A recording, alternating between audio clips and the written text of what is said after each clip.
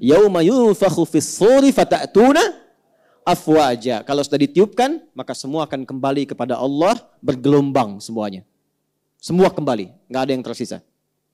Pelan-pelan, fokus, kita balik ke ayat 17-nya lagi. Kapan itu terjadi? Pada hari perpisahan dengan dunia. Inna yaumal fasli kana. Nah, ketika itu ditiupkan, disebut dengan yaumul fasl, hari perpisahan dengan dunia. Habislah dunia semuanya. Nah, hari itulah yang disebut dengan kiamat. Bangkit semua secara serempak, ya, saling bangkit banyak keseluruhannya, sehingga berpotensi ada yang bertubuhkan, ada yang bertaburan, ada yang macam-macam. Itu sifatnya disebut dengan kiamat. Hari terjadinya kebangkitan besar yang keseluruhannya kemudian bangkit, ya, kemudian naik, kemudian beradu, bertumbuk, hancur keseluruhannya. Maka harinya disebut dengan apa? Kiamat. Dan hari kiamat ini juga hari perpisahan. Yaumal fasli, hari berakhirnya kehidupan dunia. Karena miqata, aku telah tetapkan waktunya dengan sempurna. Miqat itu gabungan tempat dan waktu yang sempurna. Maka kiamat pun demikian. Kata Allah, aku telah aturkan tempatnya, perpisahan bumi hancur semua. Habis. Waktunya kapan? Aku telah atur waktunya sedetil mungkin. Jelas? Nah, detil waktu yang sedetil mungkin mencakup detiknya, menitnya, jamnya, sampai harinya, sampai momentumnya. Dalam bahasa Arab disebut dengan sa'ah namanya. Sa'atun as-sa'ah. Agak fokus ya, agak fokus betul. Karena itu jam dalam bahasa Arab disebut sa'ah. Karena di jam itu kan ada presisi tinggi menunjuk kepada bukan hanya jam, menit, tapi juga apa?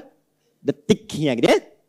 Nah, waktu yang sangat spesifik, presisinya, akurasinya begitu tinggi dalam bahasa Arab disebut dengan sa'ah. Karena itu, kalau bertanya kapan kiamat terjadi, kapan tepatnya, kapan waktunya, maka dijawab oleh Al-Quran, miqata itu dengan bahasa yang jelas menggunakan kata sa'ah. Sa'ah. Buka Quran surah 31 ayat 34. Setelah ini, kita harapkan tidak ada lagi yang menyimpulkan kiamat terjadi kapan, tanggal sekian, bulan sekian, dan seterusnya. Quran surah 31 Luqman ayat 34. Pelan-pelan. Innallaha indahu ilmus sa'ah. Masih ingat ayatnya dibuka dengan kata apa itu? Inna kan? Sudah saya terangkan tadi ya. Tanamkan pada jiwamu dengan kuat, jangan ragu. Hanya milik Allah lah pengetahuan tentang detil terjadinya kiamat. Jadi sa'ah disebutkan di ayat itu menunjukkan kesan bahwa waktu spesifik, detilnya kapan terjadi kiamat itu hanya diketahui oleh Allah saja. Jelas? Ilmuha indallah. Ya, ilmunya, pengetahuannya hanya milik Allah. Wa ma yudrika la'alla as-sa'ata takunu qariba. Oke? Pelan-pelan, pelan-pelan. Yang pertama yang Allah ingin sampaikan bahwa ada hak prerogatif Allah yang tidak diturunkan kepada makhluk manapun pengetahuannya. Jelas? Yang pertama kali tentang kiamat. Karena itu, awas, hati-hati ya. Ini kita bahas dengan iman. Kalau ada yang bergeser dari sini berarti lemah imannya. Karena itu, kalau Anda mendengar keterangan kiamat terjadi tanggal sekian, bulan sekian, tahun sekian, langsung kita tepis. Jelas? Karena memang pengetahuannya hanya yang dipunyai siapa? Allah saja. Ya, karena seringkali manusia, ini menunjukkan manusia kurang iman. Ada kesibukan dunia yang membuat imannya nggak kuat. Sehingga takut. Dengan kematian takut. Hati-hati, kalau seseorang sudah takut mati, takut meninggal, itu kata Nabi dia terkontaminasi oleh penyakit hubbud dunia. Terpaut tinggi hatinya dengan dunia, padahal akan ditinggalkan. Kira-kira Rasul yang paling dicintai siapa? Nabi Muhammad SAW. Malaikat yang paling dekat dengan Allah siapa? Nah, ya ini kita ambil level malaikat dulu, Jibril. Jibril itu kan penyampai wahyu. Kira-kira Jibril tahu nggak kapan waktunya kiamat? Tahu dari mana?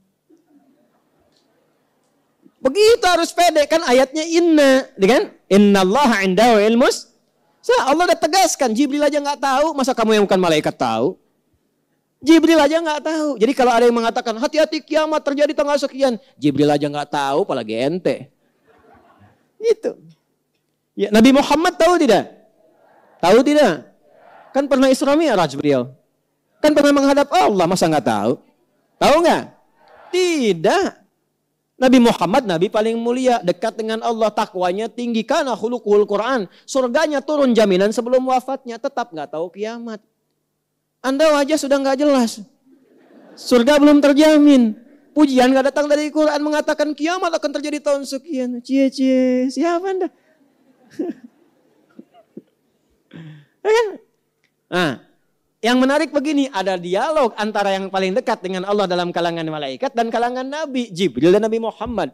Dialognya disebutkan dalam kitab Sahih Muslim. Ini, hadis nomor 8. Ya kan? Halaman 36 sampai 37 di Kitabul Iman, kitab pertama nomor hadis yang ke-8. Yang meriwayatkan orang paling dekat, satu infonya, mertua Nabi, sahabat Nabi, Abu Hafs, ya, Amirul Mukminin Umar bin Khattab radhiyallahu taala anhu. Dan diriwayatkan dari Umar kepada siapa? Ke anaknya Abdullah bin Umar, ya, bin Khattab radhiyallahu taala anhu, sampai ke Imam Muslim dikabarkan ke kita. Langsung ke hadisnya, ke ujungnya saja biar cepat. Jibril, malaikat terdekat dengan Allah, bertemu Nabi Muhammad sallallahu alaihi wasallam, Rasul terdekat dengan Allah. Dua-duanya terdekat. Dikonfirmasi oleh Jibril alaihi salam kepada Nabi Muhammad sallallahu alaihi wasallam tentang kiamat. Kalimatnya jelas, matas sa'ah. Kapan waktunya kiamat tiba? Apa jawab Nabi sallallahu alaihi wasallam? Mal mas'ulu anha bi'a'lama minas sa'il. Tidaklah yang ditanya lebih tahu daripada yang bertanya. Ini jawaban tawadhu nih. Jibril datang ke Rasulullah karena merasa beliau itu kekasih Allah, dekat dengan Allah. Ya, belum minta sudah dijawab. Ya. Nabi Muhammad SAW, ya, Nabi Muhammad pun menghormati Jibril. Anda kan yang diminta menyampaikan wahyu, dekat dengan Allah.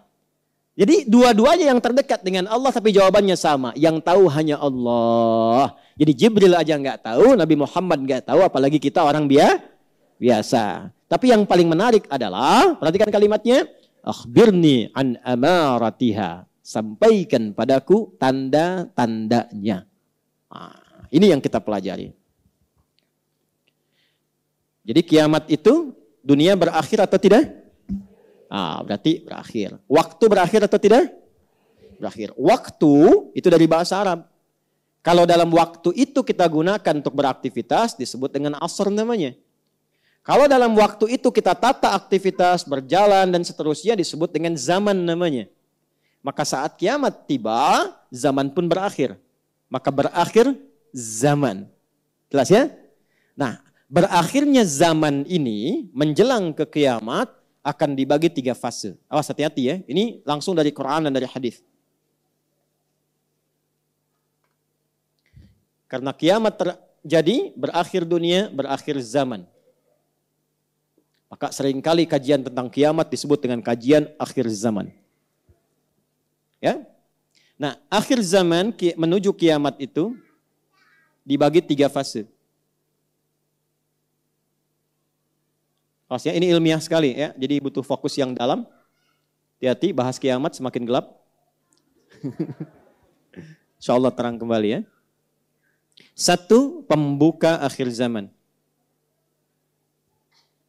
Pembuka ini kiamat, akhir zaman.